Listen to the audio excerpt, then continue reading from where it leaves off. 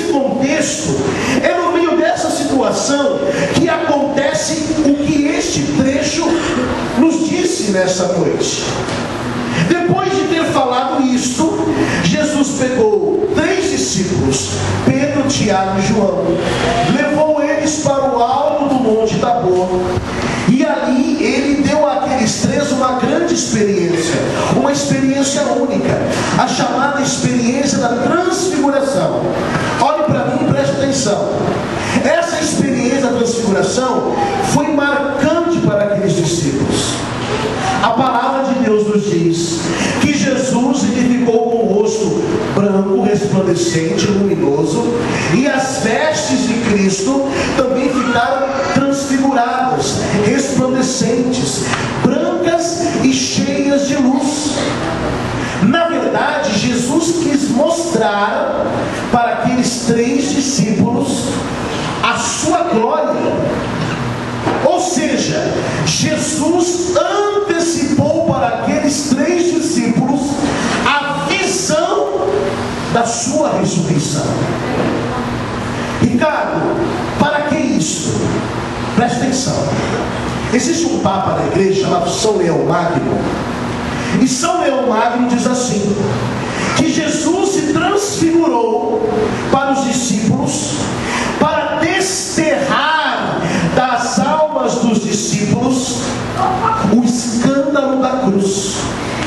Repito, São Leão Magno, Papa, doutor da igreja, nos ensina que Jesus transfigurou-se para os discípulos para desterrar das suas almas o escândalo da cruz.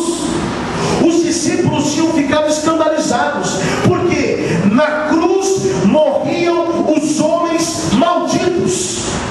Na cruz morria a escória daquele tempo.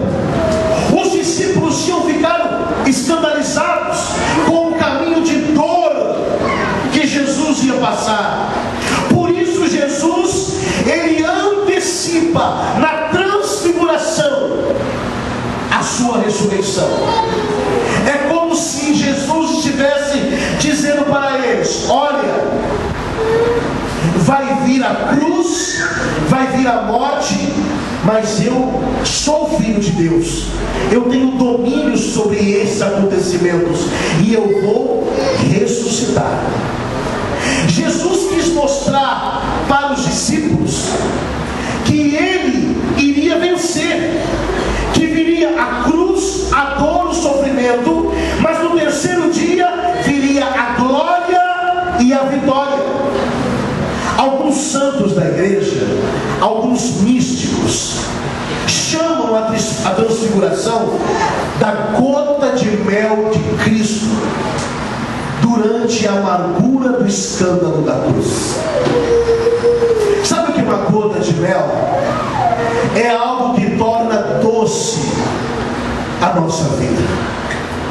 É assim que Jesus faz com aqueles que o seguem e passam por tribulações.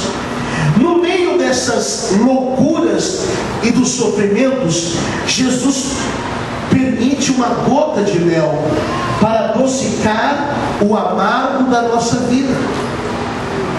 E é isso, irmãos. Jesus se transfigurou para dizer para os discípulos: calma, não se escandalizem com o que eu vou sofrer, eu estou no comando. Amém? Amém. Fala para o irmão do lado aí: calma, irmão. Calma. Diga para ele: keep calm. Keep calm. Ele está no comando. Amém? Vamos aplaudir o Senhor transfigurado, vitorioso, ressurrecto. Vamos embora. Vamos entrar em oração bem suave para nós nos prepararmos para orar. Olha aqui no meu olhinho, repete comigo: eu quero contemplar a glória de Cristo. Olha aqui no meu olhinho, sabe de uma coisa?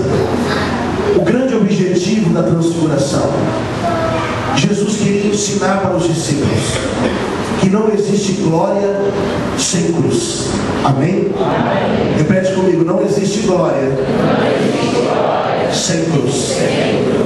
Jesus quis ensinar para os discípulos que não existe vitória sem combate. Amém? Amém. Repete comigo, não existe vitória sem combate. É isso, irmãos. Se Jesus sofreu e entrou na glória, e se você está sofrendo, não se desespere, porque a glória de Deus vai se manifestar na tua vida.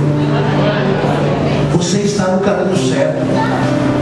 O caminho do sofrimento é o atalho para alcançar a glória e a vitória de Deus em nossa história. Olha, eu viajei já por muitos lugares do Brasil. Eu já preguei em muitos estados. Não para a glória de Deus, não para a minha glória, mas para a glória de Deus. Quando eu era mais novo, eu tinha mais pique físico, né? E menos filhos para cuidar. Eu lembro que às vezes eu saía de casa, de carro, eu e mais 2 irmãos, e ficávamos 20, 30, 40 dias andando, de cidade em cidade, de estado em estado, pregando nas paróquias, nos grupos, entrando nas casas. E eu lembro que um dia nos mandaram para uma cidade, e quando a pessoa falou o nome daquela cidade, eu falei assim: isso existe? Era 1.600 quilômetros de carro. Eu falei, vamos lá, né? E andamos 500 quilômetros. Não vi nenhuma placa da cidade. Falei, misericórdia. Andamos mais 500 quilômetros, 1.000 quilômetros de viagem. Eu não vi nenhuma placa da cidade. Eu não vi o nome da cidade nas placas.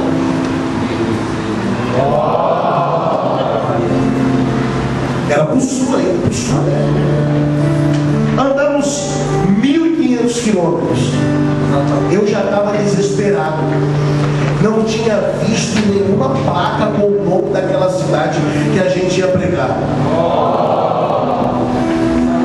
Faltando 100 quilômetros para chegar na cidade, apareceu uma placa. Você não imagina o alívio que eu tive. O alívio de ter andado 1.500 quilômetros na dúvida, mas quando eu chegar perto da minha meta, eu sabia que estava no caminho certo. Sabe de uma coisa? O caminho com Jesus, o caminho da fé, o caminho da religião, é um caminho longo.